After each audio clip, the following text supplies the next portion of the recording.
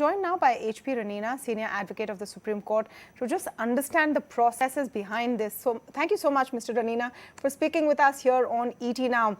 First of all, a bit of shock, because this is a very reputed company we're talking about. It's one of the top companies in India, and the charge right now, as per sources from the Income Tax Department, is of showing bogus expenses to the tune of 1,000 crore rupees. What do you make of this situation?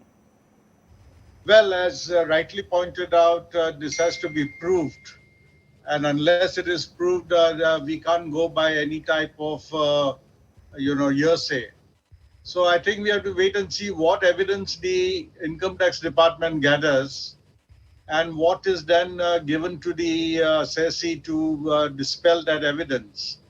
So it's all a matter of getting the evidence, and to say that 100 crores or whatever figure has been found, all that is a matter of fact. So really, it's the whole exercise will begin. And while there's a search and seizure, there's a certain procedure to be followed under the income tax law for that purpose. And then a notice will have to be issued to the taxpayer, to the company, as well as to the individual who claims to have spent that money. And in that case, the process will begin, and then it will take about 90 days to complete. The assessment will then be framed if there is sufficient evidence. But at this point of time, it's very difficult to say who's right and who's wrong. I entirely agree with you that this is a very reputed company, and one doesn't expect this of a company of that stature. So we have to wait and see what evidence has actually been collected by the tax department based on the search and seizure which has been carried out. Stock took a 7-8% hit after this news broke out. Just, Mr. Ranina, to understand the implications of this story being reported today, citing Income Tax Department sources, like you said, it still has to go through any kind of legal process. But the reputational hit has already been made, isn't it? Yeah, that is normally the case. I don't know how the information leaks out. Normally, this information should be kept confidential unless something is actually been finalized and the assessment order has been framed.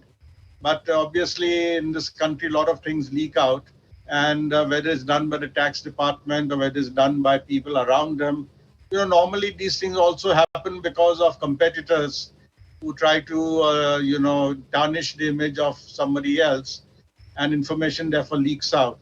So it's really very unfortunate, but this is what happens in India.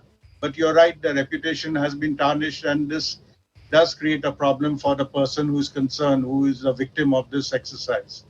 So let's see how it pans out. We don't know exactly what information has been collected.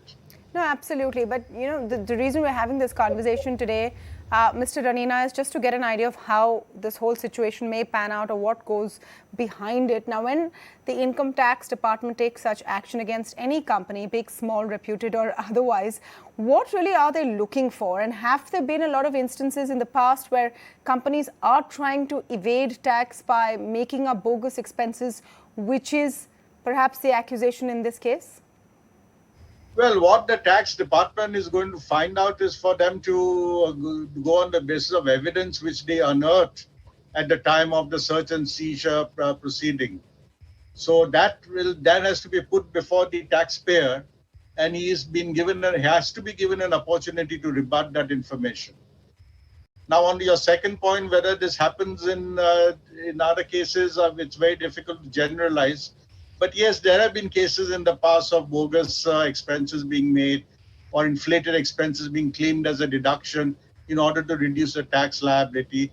So it has been happening, not that it doesn't happen in this country, it happens everywhere, all over the world.